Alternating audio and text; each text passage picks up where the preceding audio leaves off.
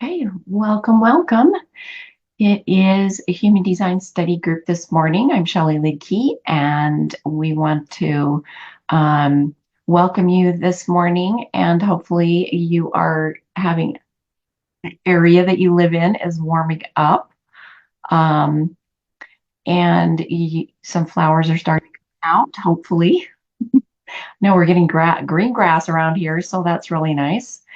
And today we're going to be talking about the human design gates in the sign of Sagittarius. Hi, Stephanie.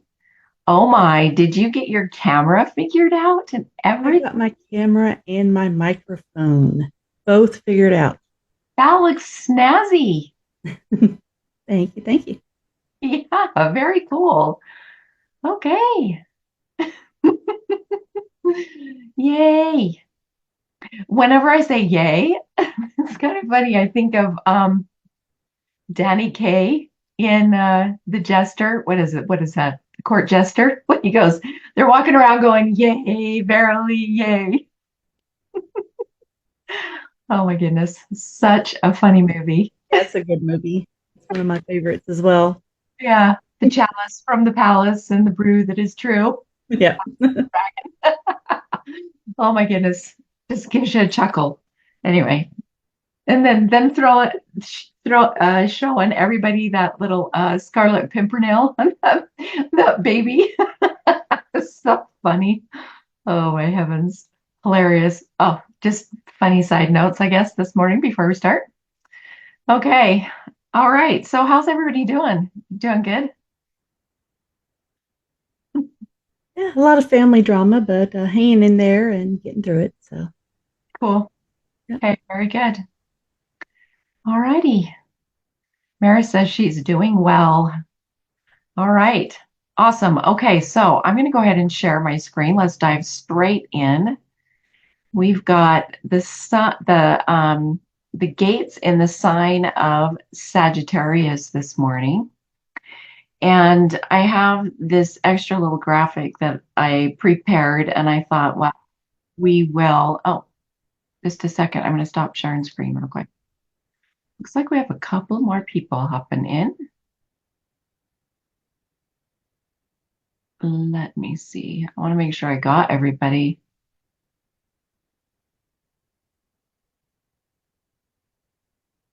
I think it's Jessica. Jessica.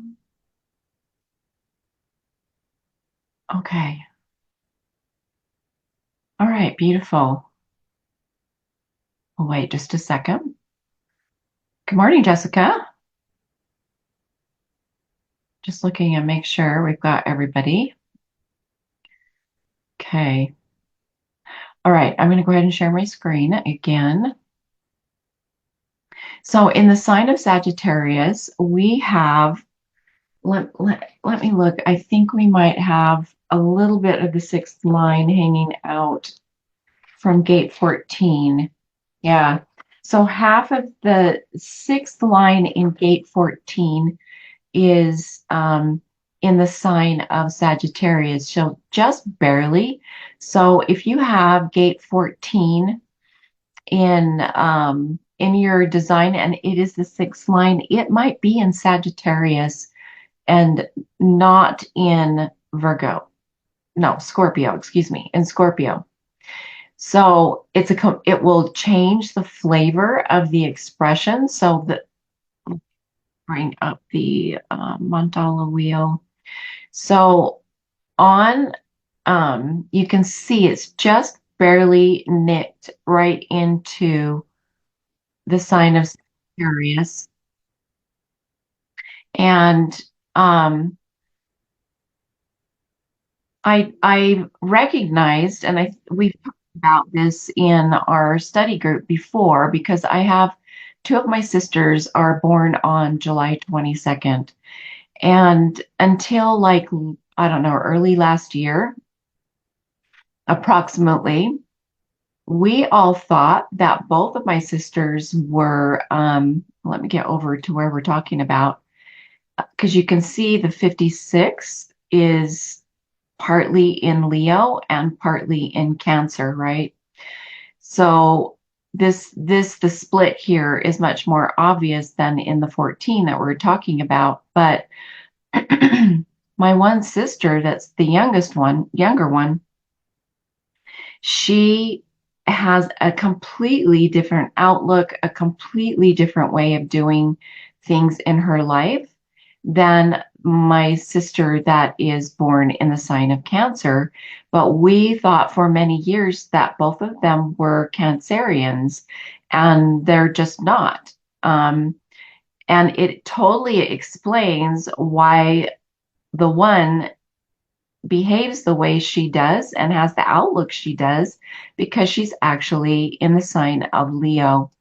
So if you perchance have a gate in the gate 14, excuse me, a line expression in the gate 14 that is the sixth line expression, it's possible that it is Sagittarius rather than just Scorpio.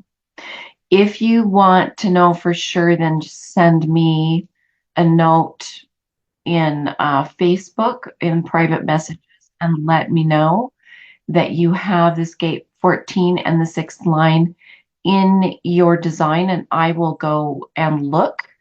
You'll need to request your chart from my website at, here's my website, shelleylidkey.com. And then I'll be able to look and if where this sits, which sign it is in, because it will definitely behave differently. So Scorpio is all about being watchful, being observant, taking care of your personal boundaries. I like to refer to them as personal sacred boundaries. It has a more sexually oriented theme to it. So and taking care of oneself and one's space. But moving into the sign of Sagittarius is going to change to the theme of learning and kind of a Jupiter flavor. And Stephanie, can you hop out? For some reason, my mind is a blank regarding the themes of Jupiter. Um, uh, because Sagittarius is all about learning, and that's the only the only phrase that's hopping out at me. That's kind of funny. I could pull out my book here and get my list. Let's see. Well, when you're dealing with Jupiter, it's more about expansion. Okay. And Sagittarius to me is more of a higher learning. Okay. Going, it's exploring. I guess would be a better word, would be exploring or adventuring. So with Jupiter, you're looking at expanding on what already is. It's building, whether you're building a knowledge that's of higher knowledge, whether it's expanding diversity amongst travel. But Jupiter is really, it's all about expansion. Okay. So Sagittarius isn't so much that, but it's more traveling and adventure, or Yeah. am I thinking correct? Traveling, adventure, higher understanding, higher learning Okay. would be where I would classify Sagittarius in general. Okay. All right. So thank you, Stephanie. Mhm. So gate 14 in the sign of Sagittarius will have the theme of really at its underlying foundation is making money by doing what you love doing. And this would have that learning flair, like studying, learning, gaining knowledge, looking, like that flavor of energy and bringing it to the table inside of your business. If you have a business or in your home, gate 14 has to do with this is an individual that has the ability to manage estates and money, large amounts of money and resources, not only for oneself, but for other people. Like someone maybe would hire this individual to take care of and monitor or move around resources in their family estate, so to speak. Maybe there could be even the ability of real estate. So if you have the 14 inside of your design, these are kind of energies that are sitting there potential. Even if you're not noticing it right away, the thing is, we're all playing out our design. We all have a certain flair of and a way of living our designs. So the 14 is sitting right here at the top of the sacral center, and it connects with the 2 on the other end. So for our and the 2 is I want to give more clarity regarding that. Sometimes it happens in human design that we just say the numbers and then we don't say what they are. But the gate 14 is the gate of harvest, so it's bringing in the harvest. It has to do with, um, you know, literally bringing in coin into the coffers, or counting. It's kind of like the movie that's coming to my mind to kind of demonstrate this is in the latest King Arthur film by Guy Ritchie. I absolutely love that film, but King Arthur ends up, because of circumstances, he is in Londinium, and he is in being raised by some women um, in what we would refer to as a house of ill repute. And he is learning to survive in that environment. And he is constantly exchanging coin. And he develops quite the amount of coin in his stash, so to speak. And even though he is not acting as the prince in the castle, so to speak, he still has this innate ability because of his short upbringing in the castle environment, being a prince under watching his father in how he behaved. So he picked up this attribute of being able to gather resources together, even though he was living in more or less what we would say lower conditions, like not very pleasant situation. And yet he was still able to do this and accomplish it. So this is all about being open and receptive, the gate 2 at the other end of the channel, and being receiving the resources and the income by doing what you love. And I don't know if, I guess Arthur was doing what he loved. Um, he was really rough and tumble in that situation, but the 14, I don't know that it's rough and tumble. It's just that image of him bringing in the coin into those um, little chests that he had, and storing them. And he just kept getting more and more and discovering how to do that. Um, Not that the 14 is like thieving like he was doing in a way in that film, but basically, whatever your gifts are in the world, it has the flavor of allowing you to do that and bring in money to not only your own benefit, but to those around you.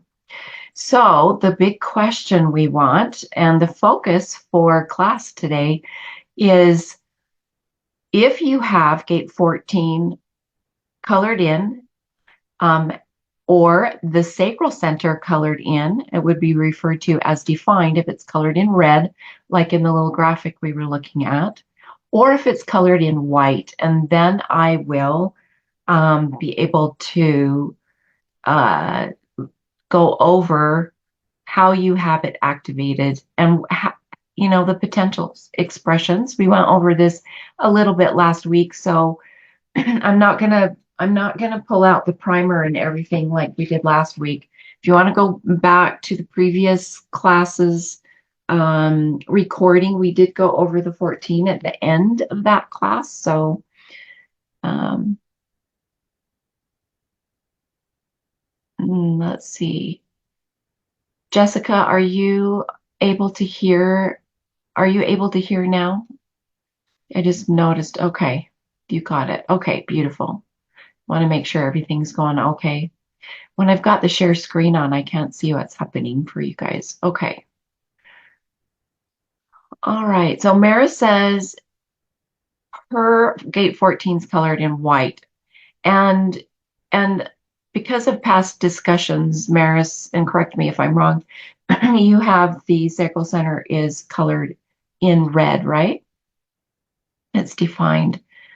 And so you'll have a flexible way of making money, doing what you love, and bringing in money, um, bringing benefit that way into your household. You'll be more flexible and open.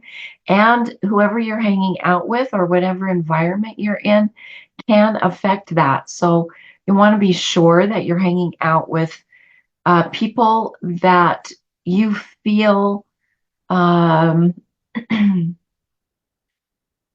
I guess, wealthy around, or feel like you're benefited monetarily.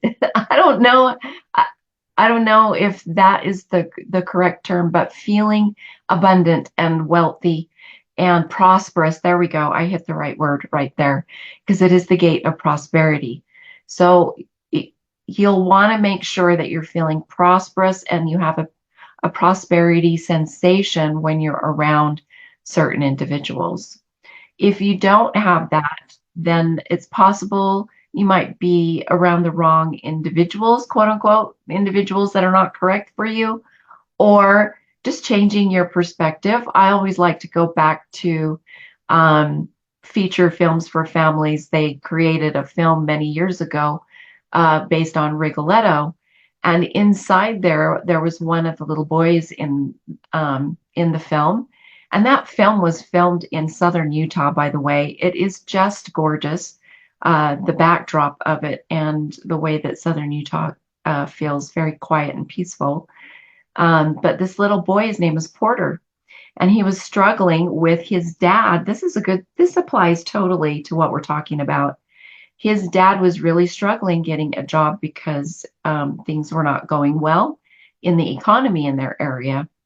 And so the little boy was frustrated because the dad was always angry and cranky because he didn't have enough money to take care of his household and feed his children. So and clothe his children properly the way he would like. So that came out as crankiness, and his children, of course, didn't fully understand what was happening, and he didn't share that with them. So when Porter was talking to Rigoletto one day, or the character of Rigoletto, the gentleman, Rigoletto he held up a mirror, and he showed the mirror portion to Porter, and he said, Porter, change the way you feel. And that affected me so profoundly because Porter had a stutter because of the stress that was in the household where with his parents and the situation they were in. And after Rigoletto helped him with that, he was able to go and he just opened up and was starting to be able to tell stories. This is a perfect story to share for Sagittarius because of gate 11 and everything. Oh my goodness. So he started being able to share. Looks like Maris, everybody's having a little bit trouble staying on the call today. Um, so he was able to start sharing stories, and he was quite the storyteller, and he loved sharing stories in the local shop where the people in the town would gather. And he became more happy and more understanding, and the energy started to move for his father. Like his father was able to go and get a job, just like the whole energy shifted. of the storyline of what was happening in the family. So when we change the way we feel, we change then the circumstances can start changing. We can change our outlook. And this is part of Sagittarius as well. Now I'm discovering while we're talking about this. So that was a spur of the moment thing. That was perfect. Stephanie, did you want to add anything else to that? Well, not really. I've got Karen Curry Parker's book, um, the Human Design Workbook. Okay. It has the life lesson listed as make peace with money. Okay. Trust that you will always have opportunities and trust in sufficiency. Um, I mean, everything you're saying is basically just being confirmed. And, my other books are basically saying the same thing, just worded differently. Um, Now, in this book, which is the 18 or Book of Changes, it's Brian Brown Walker. Okay. This is one of my favorite ones, but uh, it goes on. It has a couple pages on here about it, but the little saying it has under here: those who are steadfastly balanced, humble, and in harmony with the sage inherit everything under the sun. Oh, that is so Um, cool. but everything it's actually talking about is more of have faith that everything you need is going to come. It's talking a whole lot about the faith of, you're going to be brought into your spiritual purpose through your faith. Everything that you need is going to come to you from Very, everything that I'm reading in these. So, very good. So both of these stories here are good examples. The Guy Ritchie version of King Arthur, as well as this little situation in Rigoletto, are um, perfect examples. I'm just putting some lotion on my hands. Um, Perfect examples of what you just summed up there. Okay, so let me look back up. We talked about Maris's. So, Maris, you have a flexible way of working with this archetypal energy. And let me see. Jessica has the 14 is colored in white, but the 2 is part of your incarnation theme. Is that what you mean, Jessica? Your incarnation theme? I see.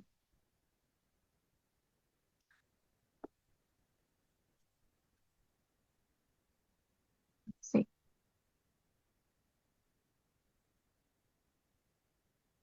Okay, beautiful. All right.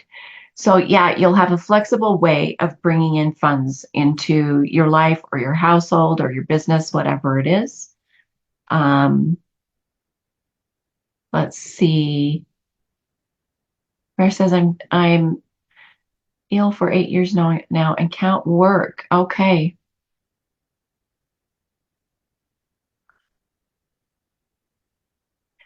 You know, Maris, with your the defined sacral can get into burnout, even though, it is the center of life force energy. So, making sure that you get really good at following your sacral response and your follow your gut response. And I can't remember if you said you have emotional clarity or not, but if you have emotional clarity, you don't even need to move to emotional clarity until or unless you get that gut response. So you don't even need to expend energy towards it. Okay, your emotion center is colored in white. Okay, so get really, really good at listening to your gut response so you can recover yourself. And it's my understanding of studying this because I was in major burnout many years ago. Really, the genuine only way, or only genuine way of recovering from burnout is sleeping, like literally laying down and doing nothing. And I know that just sounds sucky because I've gone through that entire routine and it feels frustrating. It feels super frustrating to just have to lay down and do nothing. And and on top of that, being able, yeah, with children, I know, I totally get it. But it's all about boundaries and letting your family know, I have to go lay down right now. My job right now is laying down. If you need something, come talk to me because I'm not getting up for the next couple of hours. I'm gonna lay here and do nothing. And helping them understand that in order for you to take them shopping or to the swimming pool or to and from school and all that stuff, you must lay down. It is a requirement in order for you to recover yourself because it doesn't get better if you don't take the time to lay down and rest. It doesn't get better. It's like poop runs downhill. It's only going to get worse. It doesn't get better. It's not possible. I call it me time. I have an Yeah. hour scheduled every day. Usually it's around bedtime. So I have my bubble bath and I'll sit in there and, just do nothing. I'll just lay back and just relax. But yeah, you have to take care of yourself before you can take care of others. That's one Yep. of the main lessons that it took me a while to learn. But Yep. yeah, Yeah. And also demonstrating that for our children, then it opens up that space for them to take care of themselves as they grow and mature as adults in their lives. So, Mary says, I go in the bath now every 2 days for 2 to 3 hours. Very good. I'm so glad to hear that. Yeah, because your adrenal glands need that. And I've learned in the last year or so that the adrenal glands need protein. Their power and strength comes from protein. So, and not now, some people aren't going to like this. Not pea protein, ladies. I'm going to have to tell you, my body has done a strange little thing. For many years, I was told the best thing to do is eat vegetarian, vegan, raw, and that was going to make me thin, and I was going to be full of energy, and I was going to get better.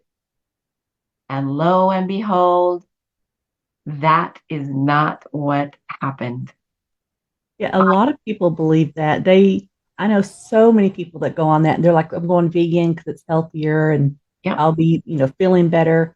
But, the thing is everything's about moderation yep, because our body needs certain types of proteins in order to function properly, yep, which include meat. yep, I mean, you can buy protein shakes that have, because there's like four different types of protein. But it has like, if you find the right ones, they have like all the proteins and mixed into one. So your body's getting that. So even if you do want to give up meat, you still need to watch that protein yep, and yep, look for the different types. I've tried get one that has all four types. So you still, can nurture your body the way it needs to be nurtured. But yeah. yeah, a lot of people believe that. Yep. So the reason I noticed this is because I've been listening to Dr. Burke and Dr. Barry, and they're both keto, and I think Dr. Barry might be carnivore, but I don't know. So I dance back and forth between them, the keto and carnivore, and listening to my body. But I saw several comments on some of the videos. People were saying they're getting snacky at night, like at 10 or 11, and that's the adrenal glands calling for it. And it's saying, oh, feed me, Seymour. So what I've started doing is I'll get a little bit of raw jack cheese or some bone broth or something at about that time of the night. And oh my goodness, my adrenals have really calmed down and going, oh, thank you so much. I actually found out all this information from a dietitian. I started Oh, seeing back at the first of the year. So yeah, she's wonderful. I love her. But yeah, as cool. far as my body wise, I mean, I'm having a lot of ups and downs trying to balance things. Yeah. And the protein was one of the biggest ones that I was cutting out all the meats, and she said, no, you don't do that. You can't do Yeah. that. It's going to, wear you down. You're going to have issues with fatigue. It's going to throw your Yep. blood sugar's out of whack, which is going to affect your thyroid, which is going to affect your hormones. And it was just like, okay, okay. So yeah, I took note and found me a protein shake that actually has the proteins that I need in it. But yeah. Yep. Yep. Yeah, and it's so important. And we've been told these things, but all it does is make you jittery. You're cold all the time. You're nervous. You're constantly looking for food. I was spending almost 100% of my time in the kitchen, literally my waking hours. Flax crackers, sprouting, fermented cheeses, you name it. This little girl was doing it, and it was wearing me right out. It wore me right into a frizzle. So, yeah, consider looking at just like you don't need to change right away, of course, or even change at all if it's not what you feel like you want to do, but maybe investigate listening to Dr. Berg. He has beautiful information on YouTube, and Dr. Barry and his wife. And there's a gal he talks to all the time. Her name is Kelly. And they're just very delightful to listen to. And I would say listen to a lot of it before you even decide to do such a thing, because you really need to know what you're doing, because electrolytes come into issue and all this kind of stuff. So don't just flip all of a sudden if you're getting the big yes, yahoo to what I'm saying here. Be careful. Go educate yourself first, because there's challenges that happen with your electrolytes going in this direction that I'm talking about. So just a heads up. And if you do decide to, venture off into, going into keto or becoming a vegetarian, if you get that big yes, the most important thing that I will stress is keep a journal. Yeah. Check Yeah. in with how you feel.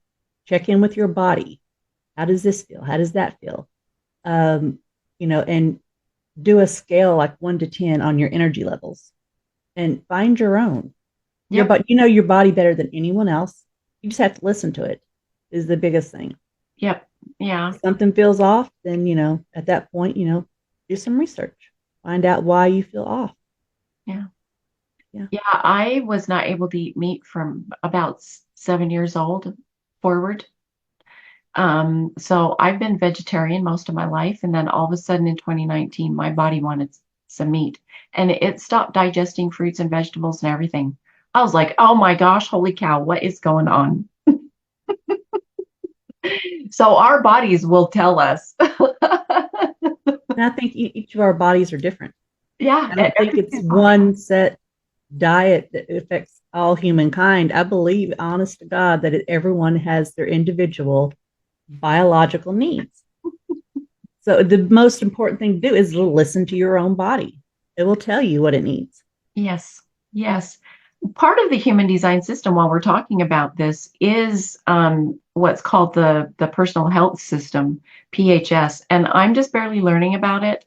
I'm in the process of getting a website set up. It's been a little bit of a do ditty to do, to so automatic charts can be generated, but also having that PHS chart available, like a little reading for that. So I will get that once I get the basic website set up. I will be adding that into the readings that will be available. But it will tell you how your body likes to eat and the environment that you like to be in. So it's very fascinating. So like mine's a mono diet. Who'd have thunk, uh, like eating one food item at a time. So I eat all of my string beans until they're gone, and then I eat my burger patty, and I eat it till it's all gone. Then I eat my cheese, and I feel so much better, you guys. It's all about helping your brain work better because your gut is working better. So there we go. Jessica says it interested me and resonates too. I'm an internal market, low digestion. Okay. Yeah. So sounds like you have the similar one. I do, but I have shores. Mine's shores. So I sit by a window so I can see out the window. I wish I lived by a lake or a water source. That would be super cool. So, anyway, yeah, learning some of these things about our bodies will help us be prosperous, like we're talking about with gate 14. These expressions of the gates, I feel like in my observation, they automatically happen when we get these things in balance. So it's good to have conversation about them. Uh, if the 14 is colored in, there will be a consistent way that this individual can bring funds into their life for their own benefit and for the benefit of others. And if the sacral center is colored in, then it will be even more consistent, dependable. If the sacral center is open, like it's open or undefined, colored in white, then it will be like there will be a completely open, like lots of different ways to bring in funds. Like it will be open, and the people you are with will bring the energy potentially in a different way. So you want to make sure you're hanging out with people that you really love and you enjoy hanging out with. If it's family members, then we got to do the, like Porter, change the way you feel thing. Because we can't just get rid of family members so we get to work. That's part of living in the earth plane is learning about these relationships and changing the way we feel about or our perspective or whatever it is. So anyway, hey, I think we went over to the gate 14 super, super well. Okay. Anyone have any more questions about gate 14? I would say go back and look at last week's because we did look in the primer and everything for a little bit more information. Okay. All right, let's move on to our next little gate here. If I can find my images. Oh no, did it get stuck? Oh, there we go. Ah. Okay. All right, so gate 34, and we're just barely into Sagittarius now. So gate 34 is the gate of power and great strength. So it is exactly what it sounds like. Doing things with power and great strength and knowing the level of power to apply in any given situation. So let's look at this other image here, our cute little gal. And the gate 34 is right here on the left-hand side of the sacral center. And it comes up here and connects with the gate 10. Is the gate is the gate 10 in Sagittarius, you guys? Yes, it is. Barely. That was interesting. All of a sudden I thought, did I put the right gate on there? Yes, I did. Very good. Okay, so the gate 10 is connected with the 34. So this is being yourself, being your natural self, and being true to your own behavior and what kind of behavior is good. So we might talk about these two together here because they're connected. So in the Chinese I Ching, the 10 is called treading on the tail of the tiger. And this means to tread carefully, watch where you're stepping. Is your behavior correct? And are you being your true natural self in your environment? But if you step on a tiger's tail, the tiger's not really going to like that very much. So being aware of your environment while being yourself at the same time, but minding your behavior. Like this potentially could be like where the phrase mind your P's and Q's came from. Like really being careful where you're stepping and what power you're using.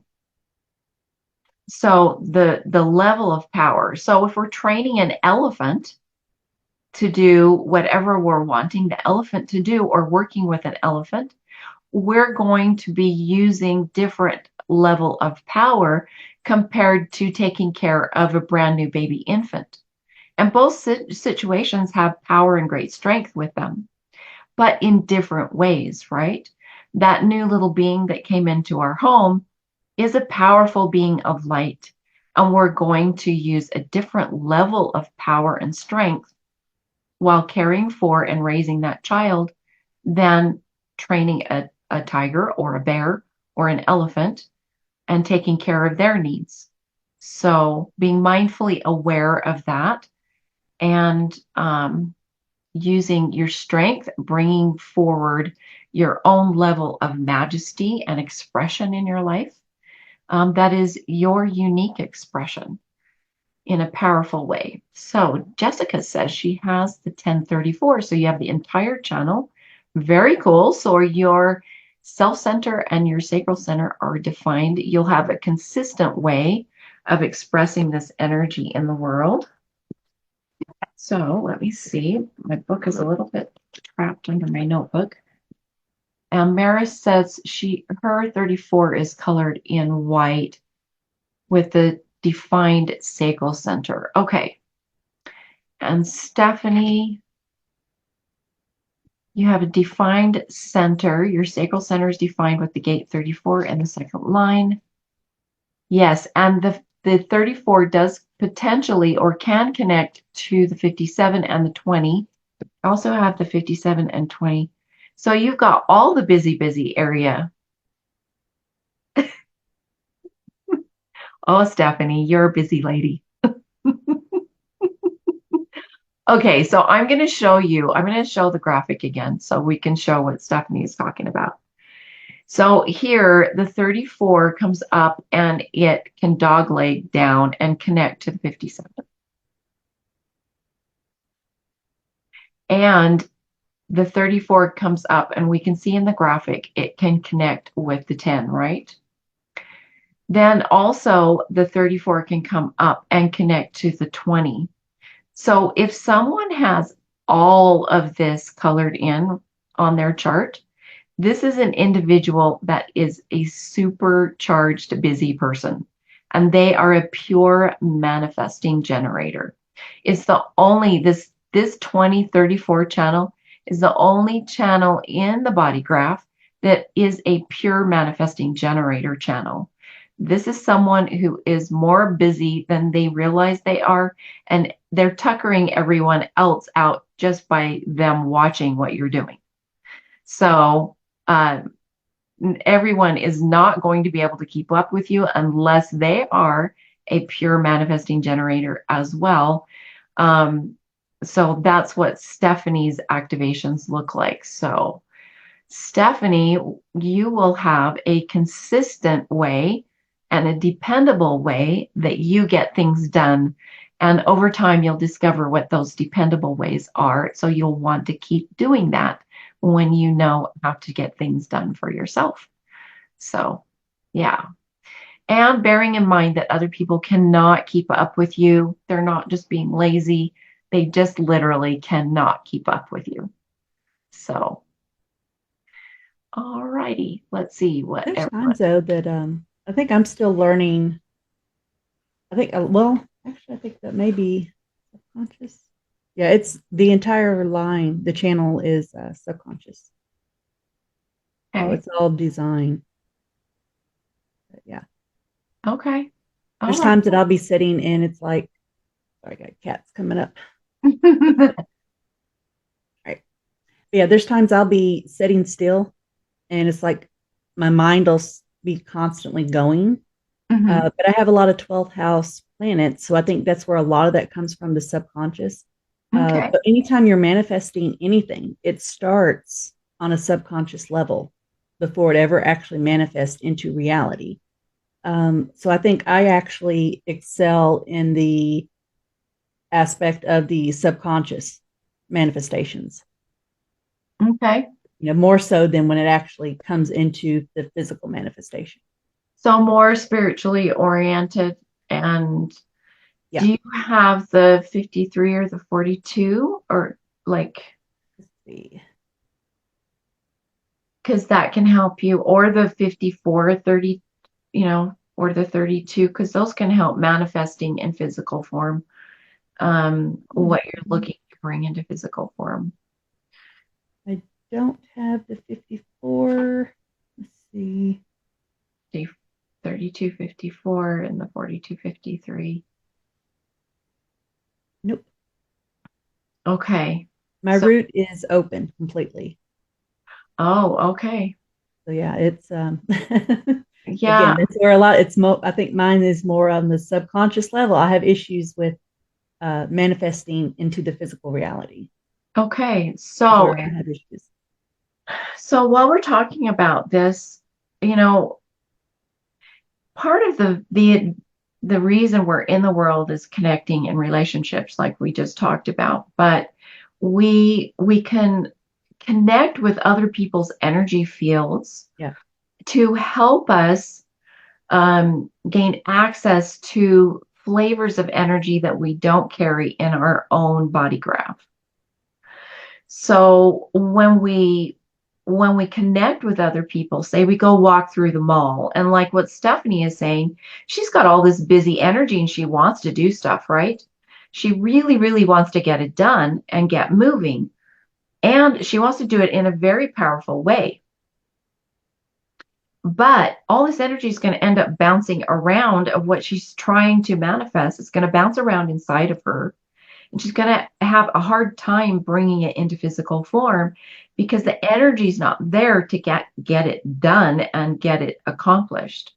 So the advantage of going and walking through the mall or through the park or whatever is it will activate these connections here because guaranteed there's going to be people in the mall that have these connections and you'll be able to get those activated for at least a couple of hours. Mm-hmm. So you could go sit on a bench or in the food court or whatever in the mall and do your work there. Or you can go walk around and then run back home and work on your stuff. Yeah. My daughter is a projector, and Okay. she has a defined route. So, Okay. I mean, she's got the 52. She has a 38. Let's see, the 19 and 39 activated in her route. Um, Okay. so me and her, when we get together, it's like we accomplish so much stuff. So if we come together with an idea, it happens. It's like we work tremendously well together on that. Which channel is defining her root center? Do you know? So she has the 38, 52, the 19, and 39 Okay, so route. there's going to be one of her channels here coming off are going to connect because this might be, if it's through here, or even like, yeah, if she has one of these Mhm. and you have, or from your emotion center and it's connected here to your sacral in some way, then that's why you're having that experience. So Okay.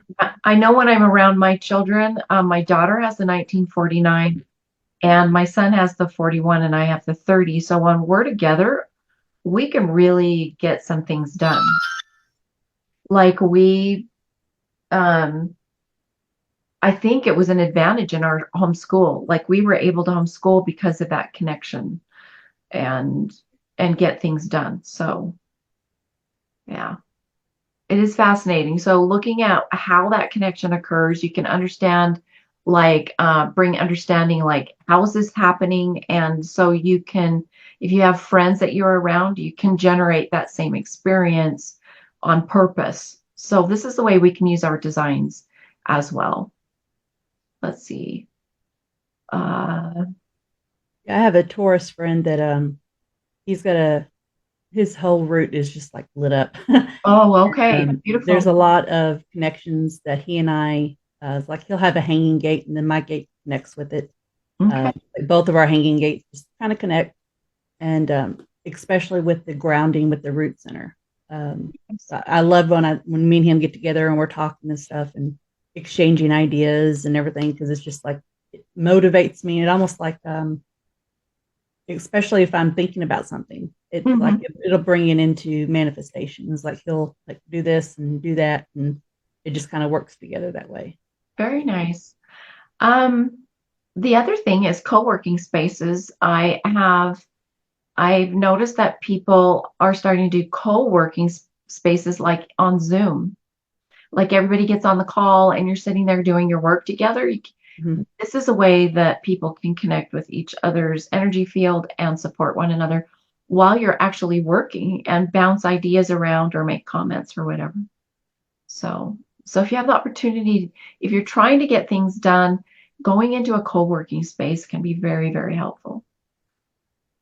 So Mara says that she has the 10 and the 20, but not the 34.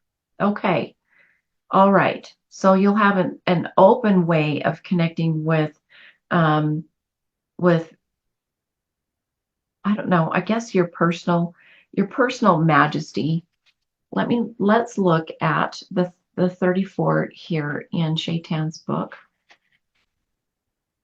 And real quick, in case anybody's on the replay or hasn't seen this yet, is Shaitan's Book of Lines. It's specially created for the Human Design System. So we can see where he's outlined, this section where we're talking about. It is a very busy section in the body graph. And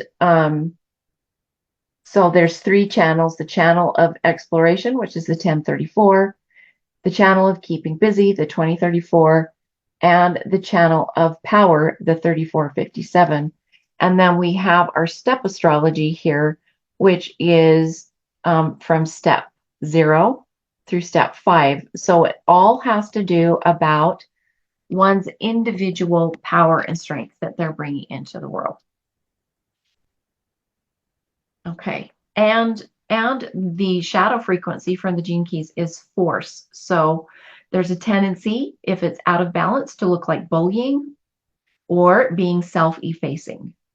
So if either of those show up, then stop and pause and get a good look at where forcing tried to occur. It's kind of like the image I'm being shown is it's trying to put a square peg in a round hole. That's just not going to work. So, and bullying, is kind of a forcing thing.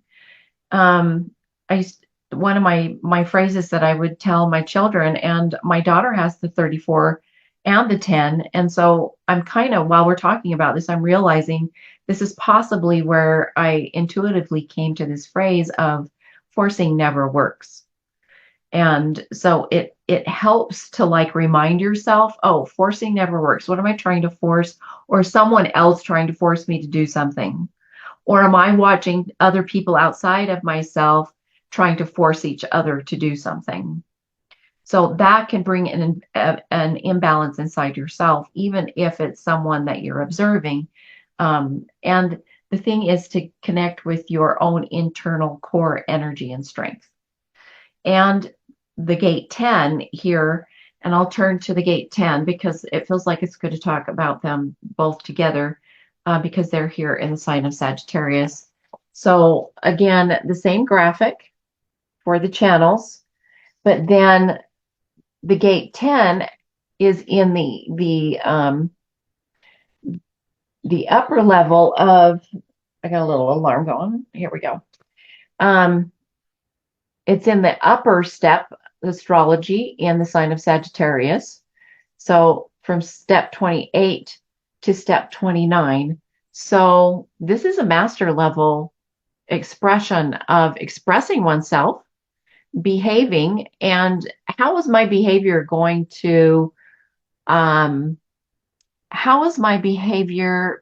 affect my future?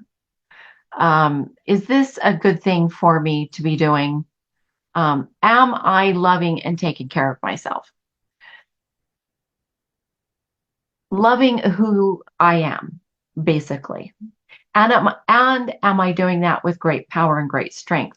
If you have both the 10 and the 34 activated in your chart. So taking a look at that and being your true natural self, keep coming back home to yourself is the gate 10. If you notice or other people are telling you you're being self-obsessed or you're self-denying, meaning taking care of everybody else first to the extent that you're injuring yourself, that's the gate 10 out of balance. But if you're focusing way too much on yourself, that self-obsession, that's in the shadow frequency. So you'll want to keep coming back home gently, keep gently bringing yourself back home to yourself and being your true natural self.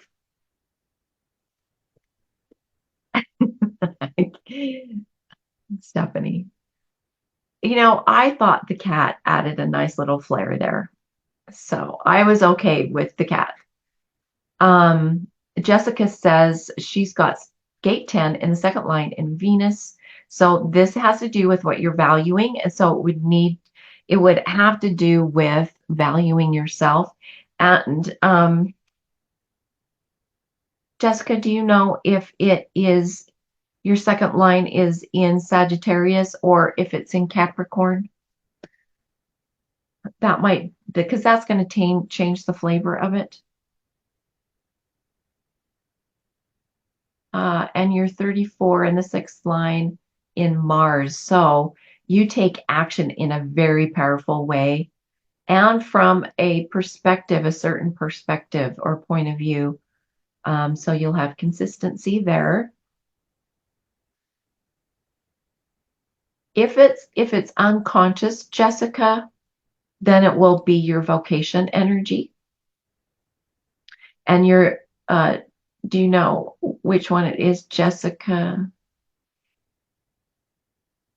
If it's conscious, it's the way that you share your vocation out in the world. If it's unconscious Mars, then it's your vocation, and the core wound there in the gene keys would be separation. So there's a potential for separation if it is unconscious.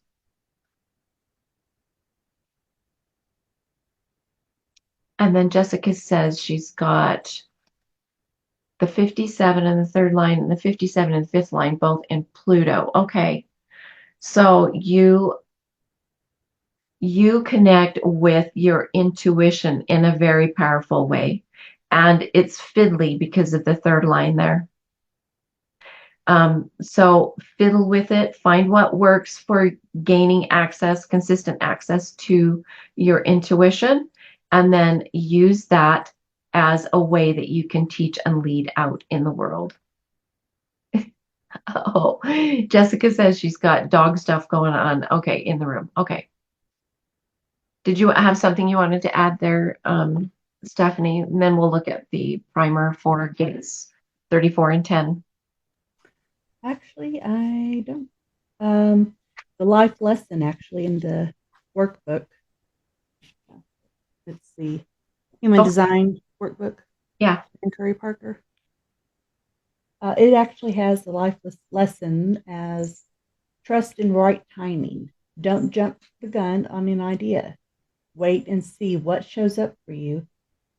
That you're not wasting effort pushing something that isn't ready yet. Ow. Sorry, my cat. That was funny. Okay. Um, Cute. all right. This is Mr. Bean. All Cute. right. Cute. Yeah. He likes to be a parrot and sit on my shoulders. And yeah, so that's not happening today. And he'll just have to get over it. So yeah. Okay, cool. I just thought that reminds me of yesterday when I was on Facebook. I don't know if I shared this in the group. I don't think I did. I had shared several things and I was like, oh no, I gotta calm down. But somebody had created a meme about the projector energy type, and waiting for an invitation.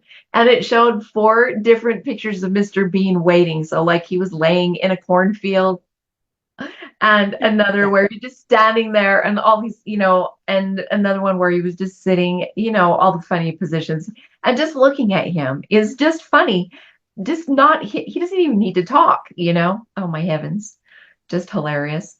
Anyway, so the waiting for the projector. So, okay, so gate 34 in the I Ching is called Ta Chuan. So it's spelled Ta as the first part of it. And then the second word in it is Chuan, Ta Chuan.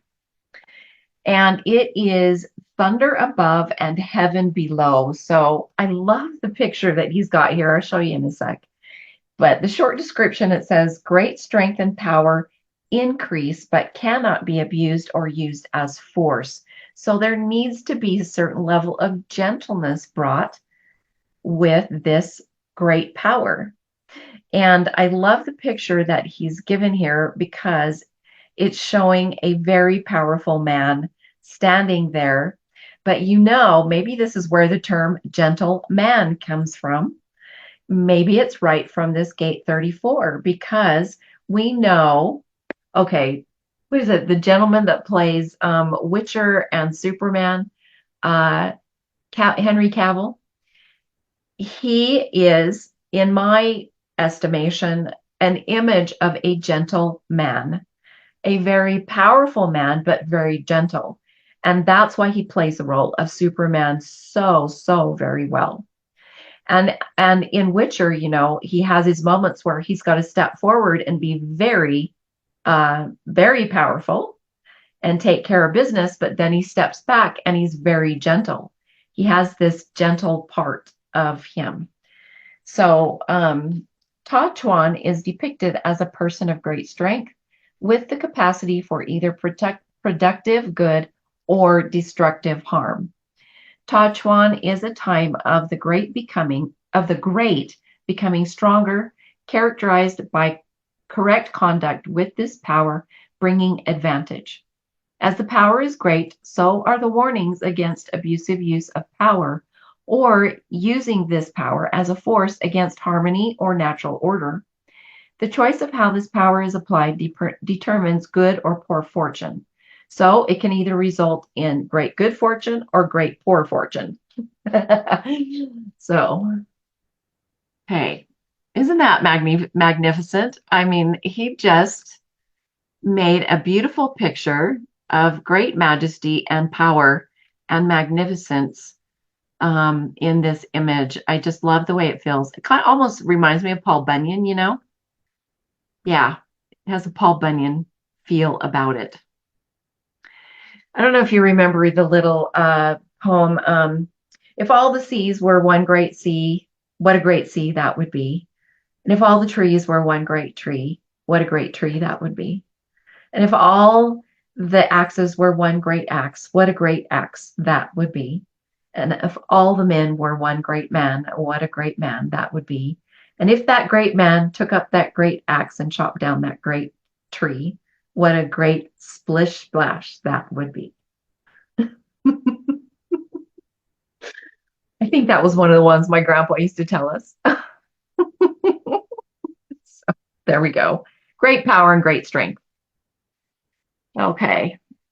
And the gate 10 is treading on the tail of the tiger. And in the I Ching, it's called Lu, Lu. I don't know if it said La or Lu. We're going to go Lu because it sounds great. So it is heaven above and joyous lake below. And the short description here is considerate conduct with respect towards others, treading properly.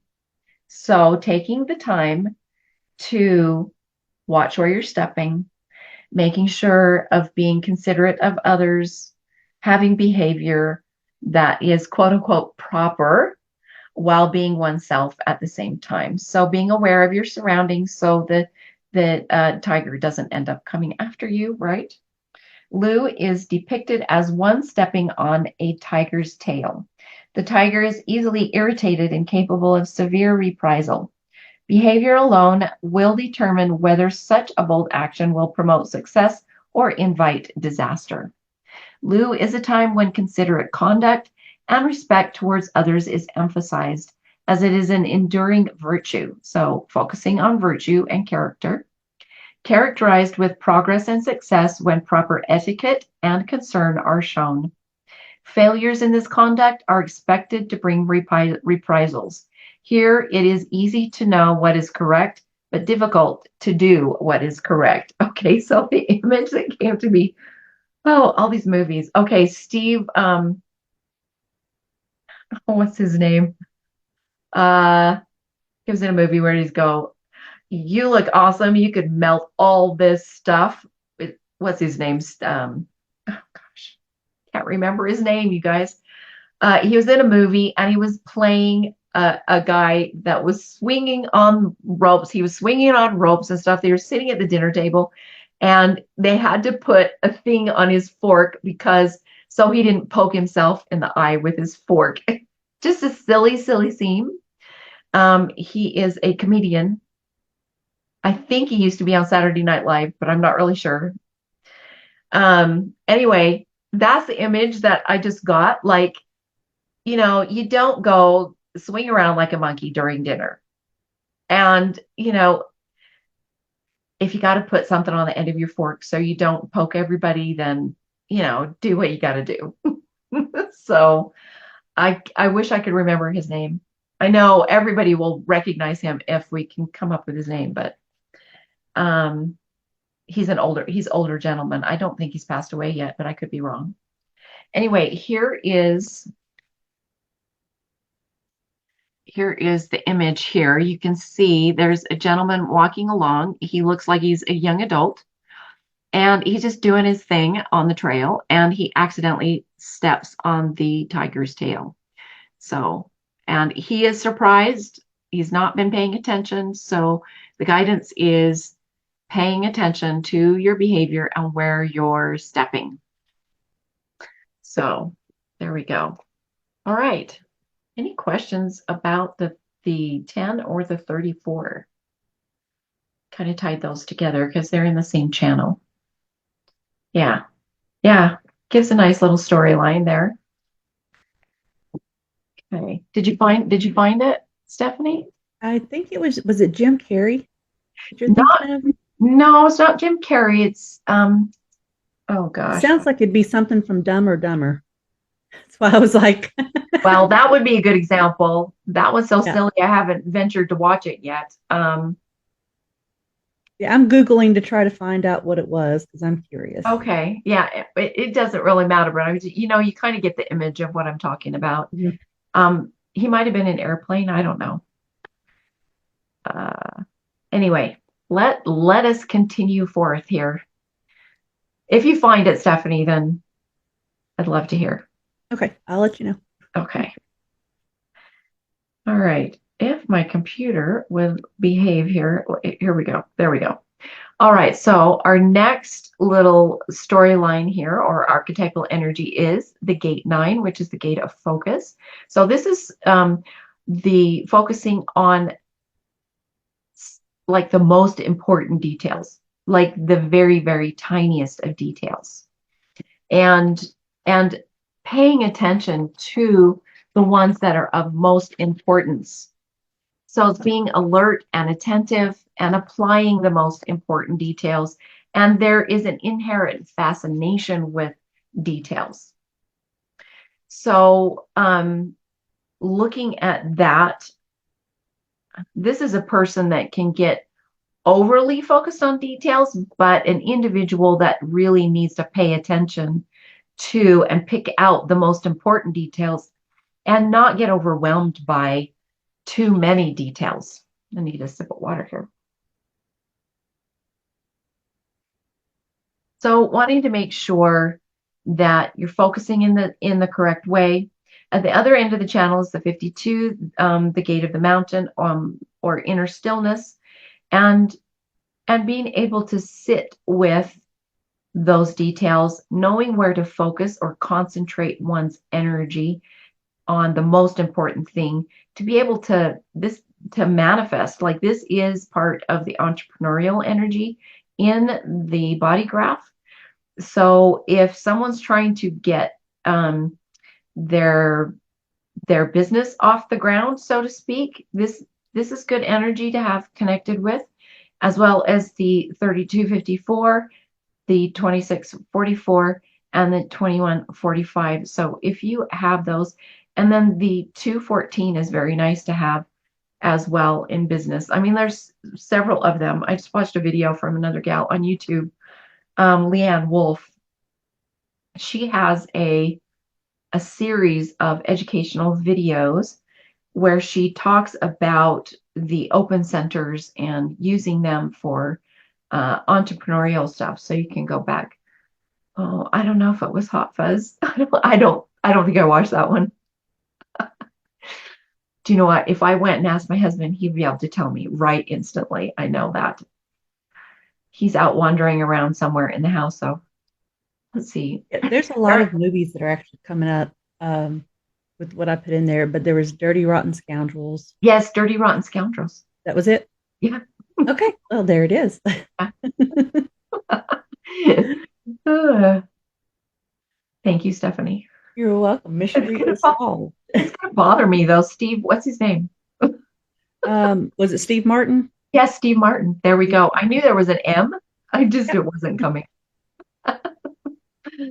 So anyway, yeah, he just plays a silly role in there. That's the image that came to me for the gate 10. Okay, so Mara says she's got the 9 defined and she has her sacral defined. Let's see.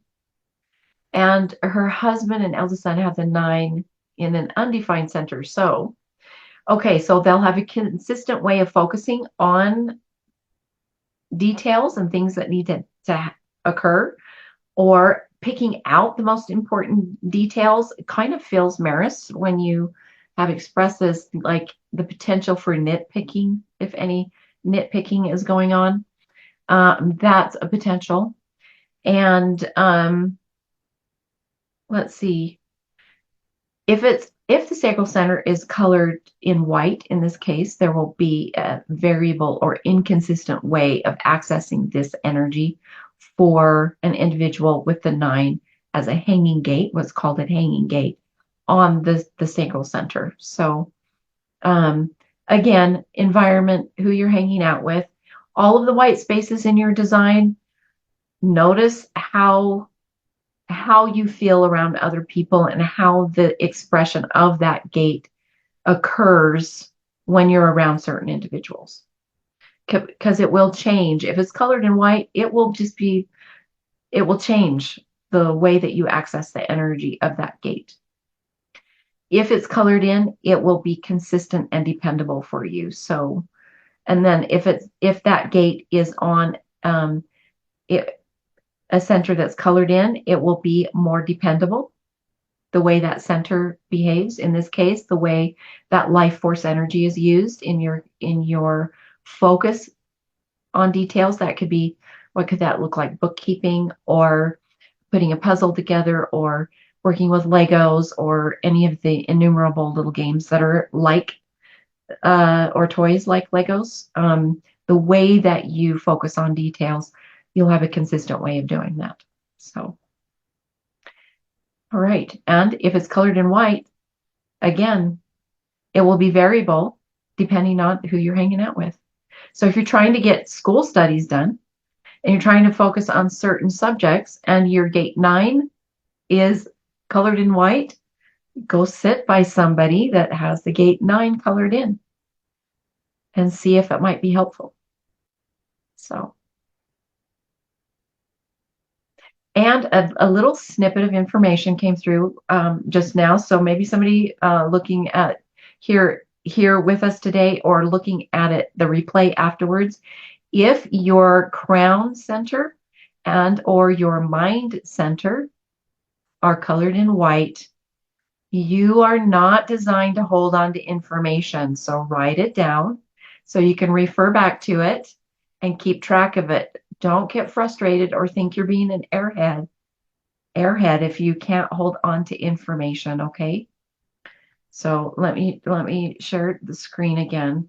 So if your crown and your mind look like this, don't beat yourself up because you can't seem to hold on to details or information. Use a journal or a study book or whatever to refer to and make notes in the margins, or whatever you got to do, whatever your style is.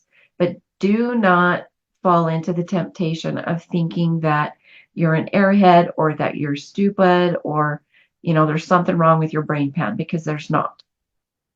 Just recognize those thoughts, those ideas and details are just going to come through and move right out. And that's okay. You're designed to work that way. But write down the important details so you can focus on them later, or have them at a fingertip, right at your fingertips to look back at again. So if someone's been feeling that way, just understand that, yeah, don't go there for yourself. Stephanie's crown and mind are both colored in white. Okay, maybe that was for you, Stephanie. Stephanie says, I have difficulty retaining information, but I have so many notebooks full of information. That's correct. Yeah, that's what you need to do. So you're following your design. That's how to help you keep balance. So if you have children that are in school and they're frustrated, make sure they've got their notebooks and their pens that or pencils that they love using. This is the other thing. Get notebooks and writing utensils that you love so that you want to use them. So little tidbit there. And then are looking at Shaitan's book here. You can see he's got his graphic of the 952 channel of concentration colored in. It is collective, so it has to do with energy in your environment. And then over here for the step astrology. So we have step 5 through 11. So from thinking on up to becoming in yourself.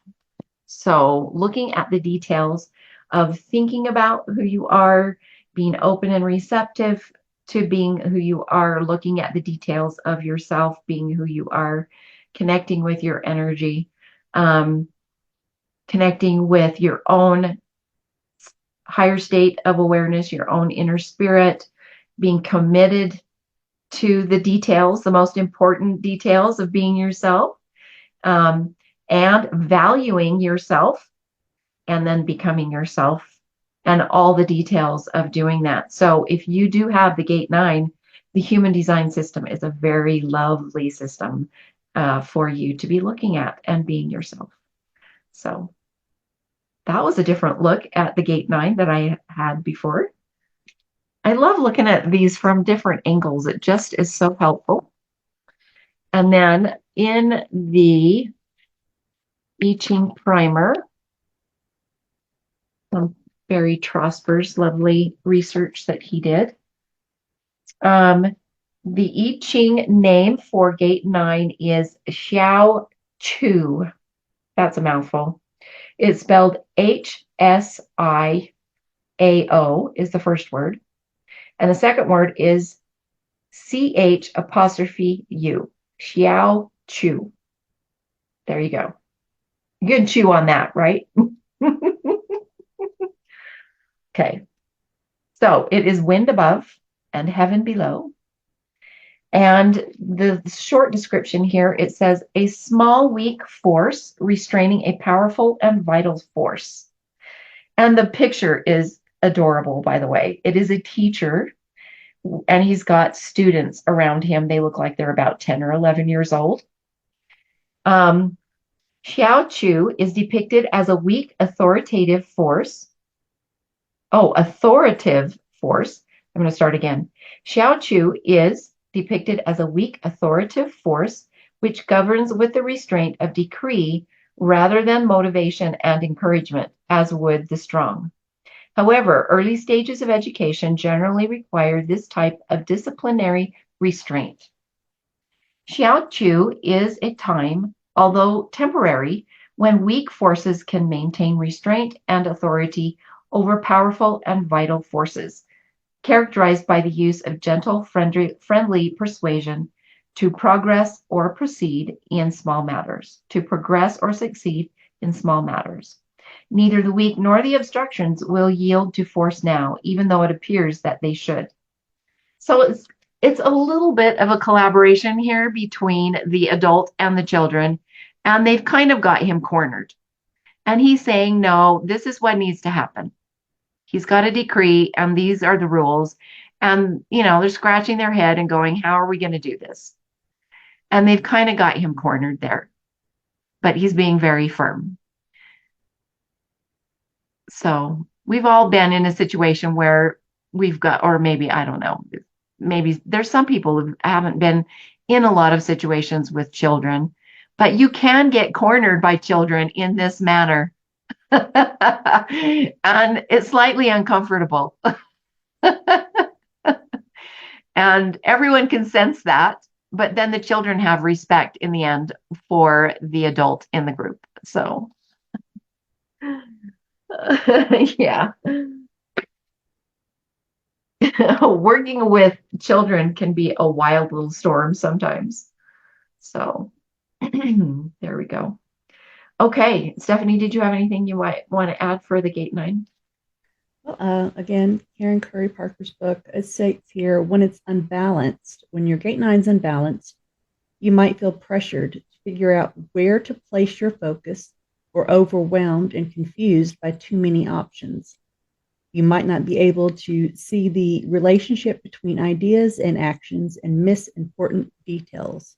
So Mm-hmm. that's yeah. So if you're having issues with being unable to focus, you want to. One of the things I've tried working with here lately is when I have a gate that's not activated, I will try to, when I go to meditate, to send energy to that center to try to get those gates to activate. Because it's not that we don't have access to them, it's just it's not as easily accessible to Yep. us. So Yep. I've been working on meditating and focusing on those centers, like my root center, especially to help grounding and stuff. But Mm-hmm. so if you're feeling unbalanced and unable to focus or overwhelmed with too many decisions, I hear so many people have that problem with there's too many options, there's too many decisions, and I'm surrounded by Libras in my family. My mom, both my parents are Libras. My daughter is a Libra. My sister is a Libra. My whole family are air signs, and decisions is something that does not come easy for my family. um, so it's like, you know, I see this all the time, but it's like if you focus, if you catch yourself, with the inability to make decisions, if you meditate and send energy, uh, to that center, it kind of helps with that decision process. Okay. Yeah. Beautiful. Thank you. Okay. All righty. Let's go ahead. Let's go ahead and check out our next. Did everyone get to share? I think I was distracted by. Okay, here we go. Okay, Maris.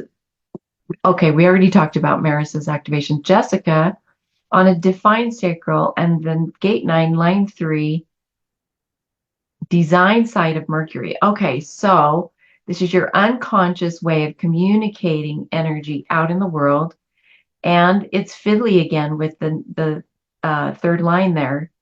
Um, so fiddling with the details, and it's your natural way of expressing details out in the world. So with focus, yeah, focus and energy, like it's on the life force, and and the way it'll express out in the world is your conscious, whatever your conscious gate is there on Mercury, Jessica. So you'll want to keep playing with the details until you find what works, and then don't feel tuckered out. Oh, I found that with the gate with the third line expression, the trick is take a rest after you find what works, and then keep moving to master, like keep practicing with what you found to work. Um, there's been times where I've like so tuckered out from playing with that, whatever it is, and finding what works that by the time I get there, I'm like, oh my gosh, I am so done. I am so done. And then I stop. I don't keep mastering it because it's taken so much work to find what works that I'm just toast. I am toast by the time I get there. Oh my goodness. So it really is an extra conscious effort to keep moving to master that third line once you find what works. So I don't know if you've noticed anything, Jessica, with that. Oh my heavens, Stephanie. I make note of what works, then start the next day. Yeah, yeah. Oh my gosh. It just is tremendous. I have so most of my line activations are sixes and threes. So if you go on your body graph and go down the side on those numbers, the two columns of numbers, count up how many first lines you have, how many sixth line, second lines, and so on through the sixth. Like how many times is the sixth line activated in your design? how many times is the fifth line activated? And it will give you some information about your overall energy of your body graph.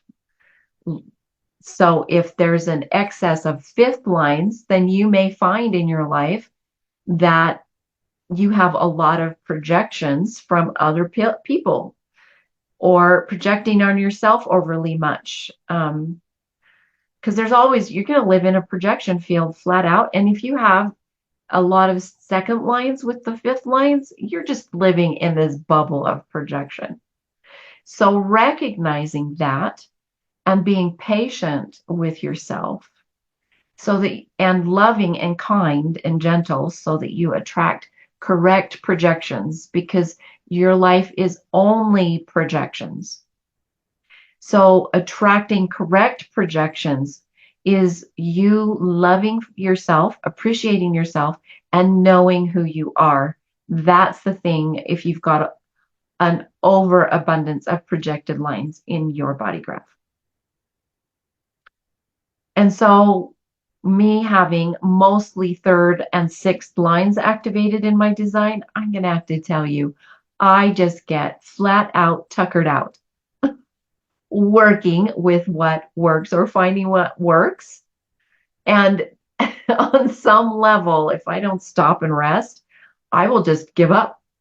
Like it just, like resting is not something that I can go without. It's not an option. It is a must. So Stephanie says, I have more sixes than anything, but I do have several fives. Yeah, it's a good thing to be aware of. So if you're heavy on the fours, you're here to connect with people in relationship. If you're heavy on the second line, you're here, you have innate natural talent and to go with the flow of things. And plenty of time on your own. If you have lots and overabundance of first lines, then you're here to study and learn and get down to the foundation of things. Stephanie says, my fives are design, but most sixes on the personality. Interesting. Yeah, so start looking at some of these. Yeah, that's fascinating, Stephanie. Very cool. Okay. All right, so it's my suggestion that we move to the next gate here.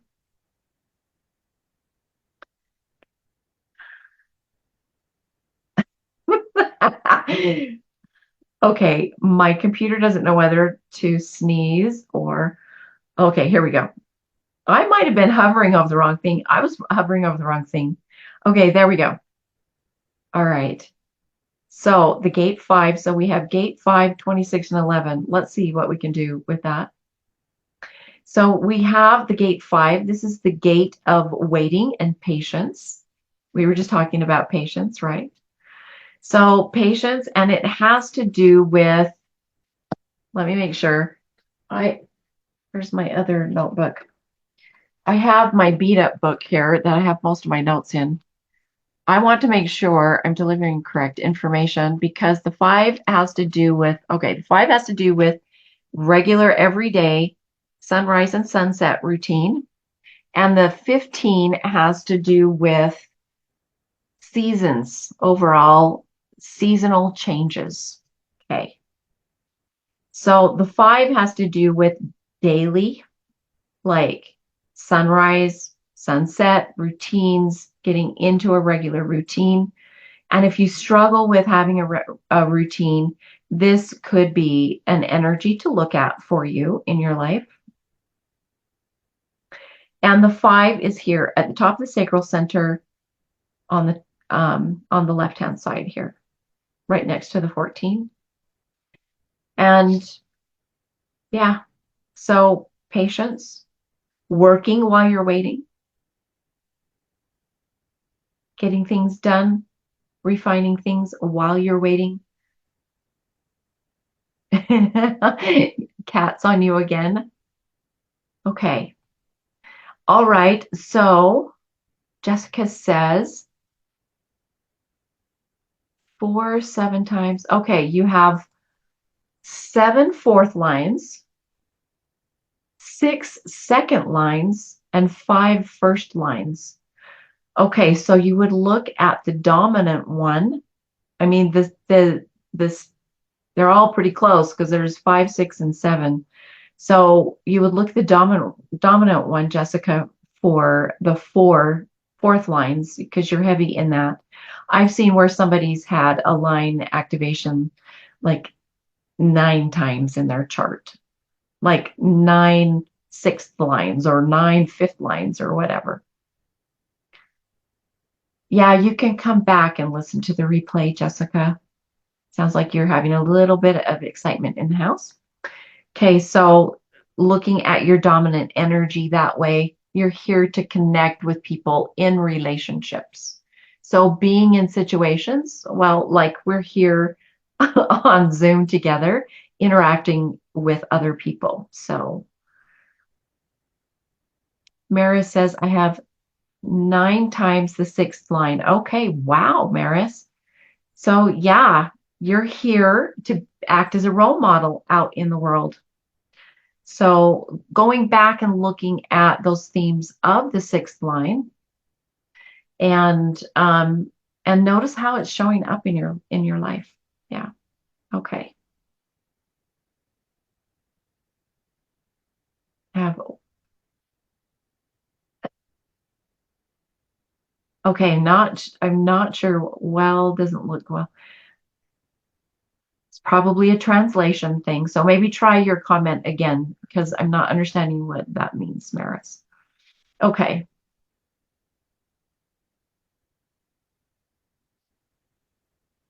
We're in Ghostbuster land today. Cats and dogs living together, mass hysteria.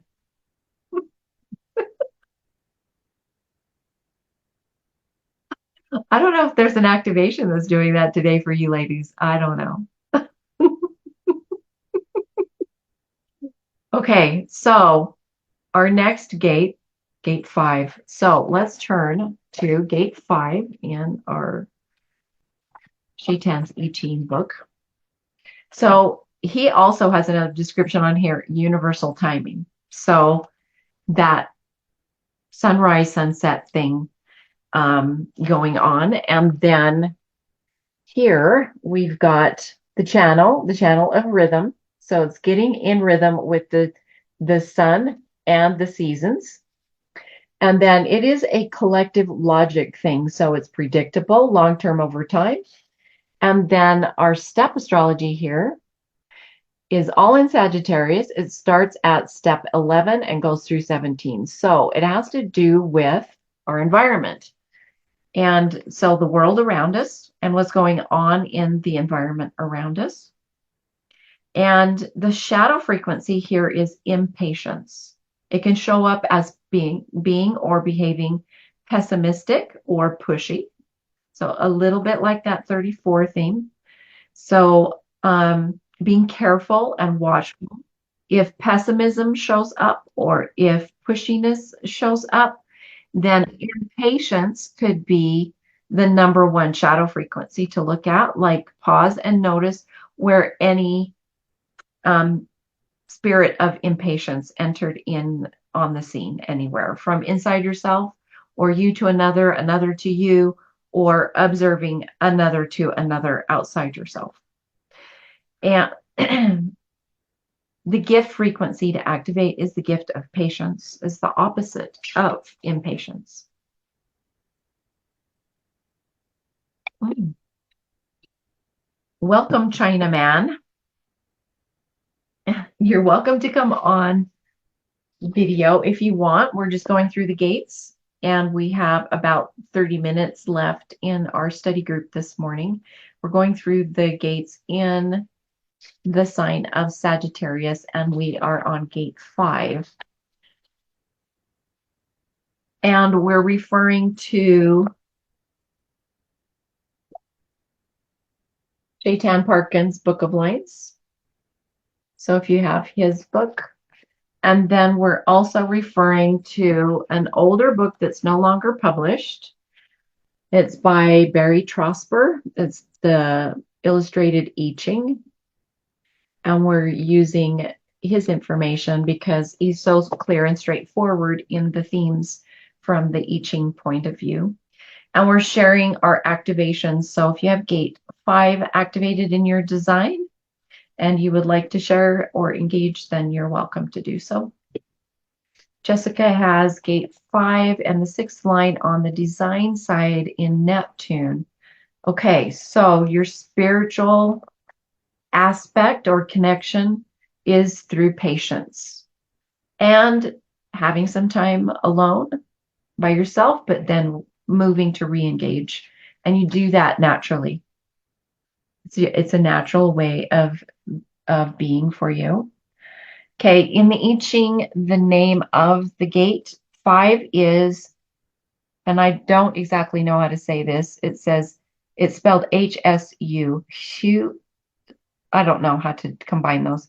Sue. I'm just going to say Sue, okay? And it is water above and heaven below. So the short description here, it says patiently waiting and working toward a better time, resting and nourishing. Sue is depicted as waiting with patience while resting and nourishing. Hang on, I gotta get a sip of water.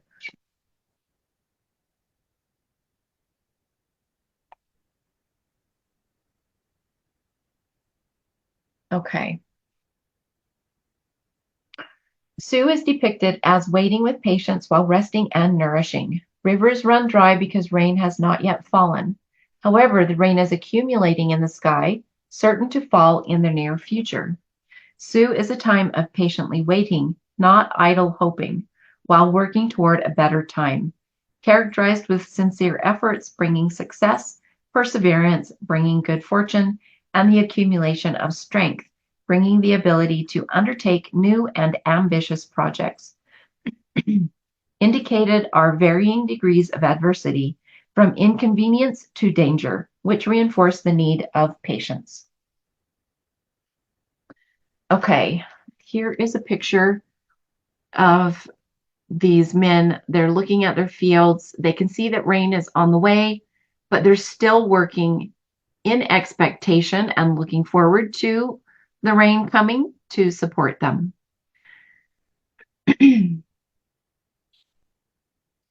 There's a little saying that I don't know if I can get it right, that's coming to my mind is good things come to he who waiteth, as long as he worketh like crazy while he waiteth.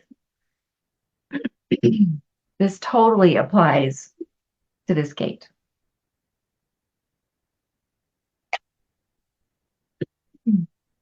I'm gonna mute myself for a sec. Hang on.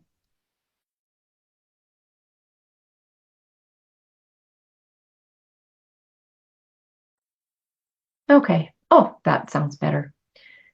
Okay. Jessica says this has been me waiting on the rain to stop. Okay. The area around us is flooding for the 3rd time this year, which is not usual. Oh goodness, Jessica. Hopefully you don't have water coming into your house. Um, yeah, this applies to the other end of the stick, like too much, like overabundance of rain and needing it to stop because the ground is going to get over watered or drowned and cause issues in the other direction. So yeah, that totally applies, Jessica. So the gate 5, what it can look like is if it's colored in, it doesn't matter if it's unconscious or conscious. I mean, it was in the case that we're talking about in our study group, but its behavior will be different if it is um, on the design side versus the personality side or the unconscious or conscious side, because you'll have more awareness of it if it's colored in black, or and you'll have less awareness of it playing out if it's colored in pink or red. So having an awareness of that, if it is colored in, then you'll have consistent access to being able to create routines for yourself that you can follow and that will be supportive for you in your life. If it's colored in white, then your routines, you might have a hard time creating a routine, or things just end up being different all the time. So in your household, when you're around family members, it might be able to settle down and be more consistent. There's that potential because of activations going on in your household. If not, your household may struggle to get a routine. Like, when are we cleaning the house? When, if you go to church, what time do we choose to go to church? If there's several sessions at church, or, what time do we go grocery shopping every week? It might be difficult to get those things together if it's colored in white, especially if the sacral center is colored in white, because the consistent energy to do that is not there. So if that makes sense. Okay. Mary says, haha, role model. I'm not yet there. Well, the sixth line it has those three stages, Maris. So the first, from birth to about age 30, when the Saturn return occurs, you're experimenting and doing a lot of risk taking and learning what works and what doesn't work. So during that period, the sixth line will behave much like a third line aspect. So for the first 30 years of your life, you were in that third line phase with the sixth line expression or activations. And then after 30 years of age to age 50, which I think is the time you're on the roof right now. You have gone back and come, in an observation role and learning from other people about what works and what doesn't work. Mary says, I should be on the roof, but it feels like I'm acting still on the third line at 35 years old. I know I totally get you, by the way. As a 6-3 profile, I totally understand that. I didn't. And the 6-3 profile, Ra says the 6-3 profile never gets rest.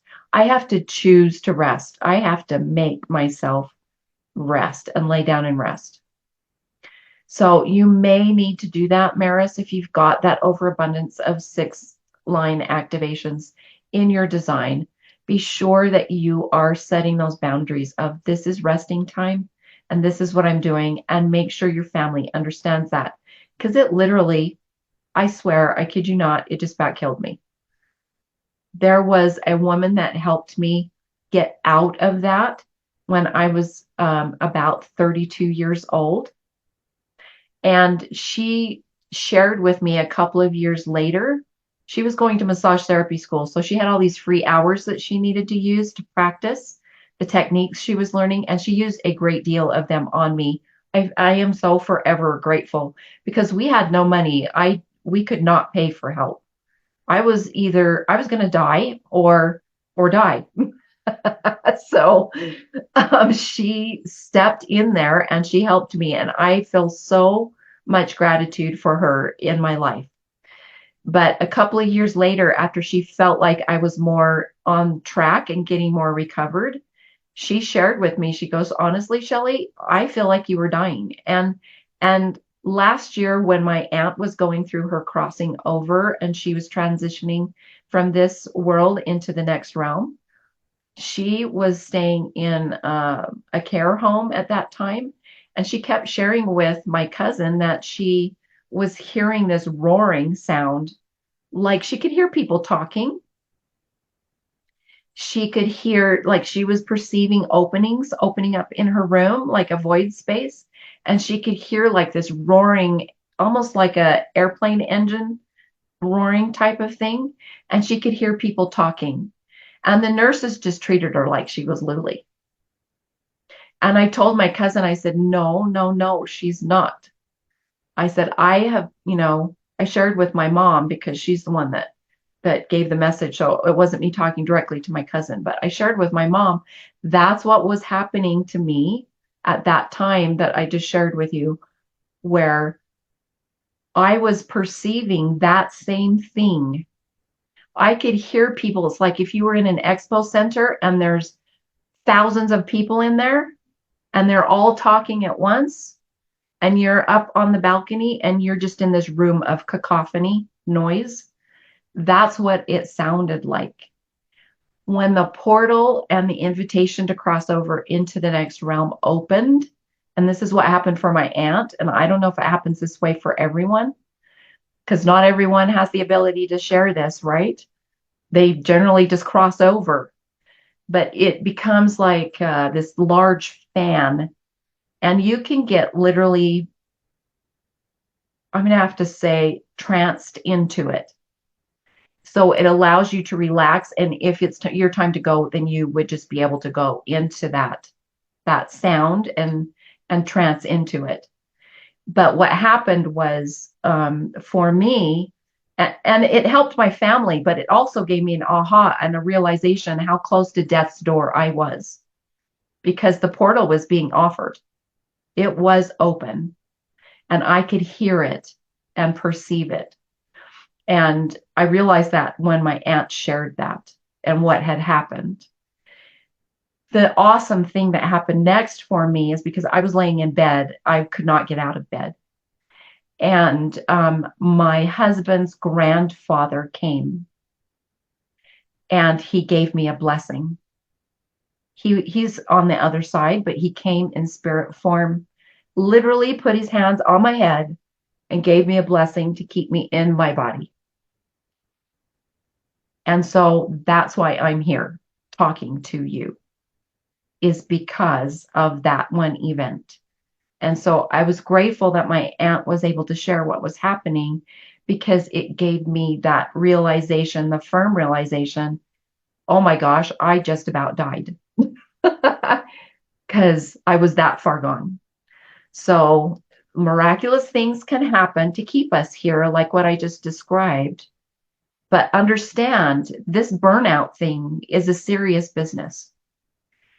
And if you're in burnout, let your family know I'm laying down and doing nothing right now. Go get a peanut butter sandwich. There's food in the fridge. Go get it. I cut up some carrots a little while ago. They're in the container. Get them out and eat them. Whatever you got to do, and then go lay down and lay down as much as possible. So, yeah, it's not something to play around with, especially on this sacral center. So, there you go. All right. And I think we have one more. Is it one more gate, the 26? Yeah. Oh, the 26 and the 11. Oh my goodness. I don't know if we have enough time to do that. We might have to do a quick little study group, one more. Do you know what? That's my feel for it, Stephanie. Yeah, we'll do one more because I don't want to cut off discussion. These discussions are too important. Okay. So we'll do one more next week, next Friday. And then I've been invited by Spirit that I need to pause. Yeah, it feels like one more. And I need to pause for a bit and reevaluate what I've got going on as a manifestor energy type. I'm still going to do the oracle readings on Wednesdays. That is working perfectly. So we will continue doing that. But these little study group Friday morning ones for me, I will need to pause after next week. So yeah, I've been totally delighted to do these, but I do need to pause for just a bit. I totally understand. Yeah. One more will, next week will be uh, our pausing study group, and we'll go from there. Yeah. I might pick up and kind of go over some of the stuff that we've already covered, like earlier on when we first started or something like that, Okay. if I'm able to. I'm Okay. not committed to it just yet. There's a lot of things like I want to do, but I got to make sure I'm going to have the energy for that. And Yeah, for sure. but For yeah, sure. I've had a lot of ideas that I'm just kind of pausing on right now because there's so much going on, and so hopefully we'll get some things rolling. And one of those might be a continuation of the human design study group. So, Okay. All right. Beautiful. Okay. Then Stephanie will post that if for sure next Friday morning we'll continue through the signs, the gates in the sign of Sagittarius. And whatever you want to do, like we can do chart readings because we've only got two gates left here that we're going to visit about. And If you want to do chart reading, request your chart from my website and let me know that you're going to be on next week, and so that I can create your chart without your information on it and just your first name, so I can pull that up and share it on the screen, because I don't want to bring it up in my software. It'll have all your personal information and I don't want to do that. I do have your chart, yes, Maris, so I can create that. um, so if you're wanting me to look at your chart next week, next Friday morning, um, then let me know. Send me a message on Facebook so that I make sure. And Maris, if you can do that, just a reminder message on Facebook. And then I will create charts for those that are wanting to be on next Friday. And after we take a look at gates 26 and 11, then we will look at charts. Okay. All right, because I'll need to prepare them in advance so that I can create them without your personally identifying information on it. So, okay. All righty. And tonight is Namaste Today and with Christopher.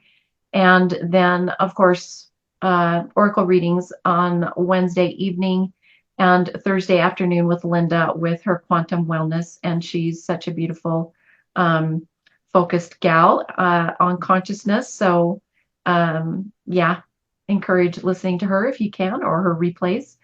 And she's been sharing some wonderful posts as well for Gene Keys information and other information. We're really grateful to have her. So, and Jessica is our other moderator. So if you need anything, you can get in touch with me or Stephanie or Jessica, and so we can help you. So yeah, you're so welcome. Everyone have such a lovely day. I know here in Utah, it's a beautiful day and the temperature is warmer today. So I'm looking forward to going out shopping with my husband. So It sounds yeah, like fun. yeah, running around. We just have a fun day. Go to Costco, get all the little tasties and, you know, all that kind of stuff. So we just have a nice, relaxing day on Friday. So, okay. All right. Jessica says, what info do you need for the chart? Um, if you want to hop on my website, Jessica, is here, I'll share this so you can get it if you don't have it. So it's Shelly L. Lidkey. If this little thing will go down, ShellyLLidkey.com. You can go there and fill in the form to get your chart. And then there's a comment box in that form, and you can just tell me that you're going to be in study group next Friday, so we can do your chart there. And then I will email your charts to you with some goodies for your conscious sun gate, and then I will have your chart with the birth information and all that stuff removed from it and I'll just put your first name. It'll just say Jessica, and for study group next week. So I'll fix one for Stephanie, for Maris. I can even have mine ready. So if I need to use it as an example or in any way, then we can pull up your charts and look at them and answer some quick questions, because we'll plan the 2 hours. So, and maybe what we can do once I'm feeling up to it, we can schedule maybe a Sunday afternoon or something where we can actually do some chart readings or something. I don't know. I'll see what can happen there. So yes, thank you, Maris. I will have mine ready as well. Yes. Okay. All right, my dears. You all have a lovely day, and I will see you later, hopefully on Wednesday. So, okay. Thank you so much.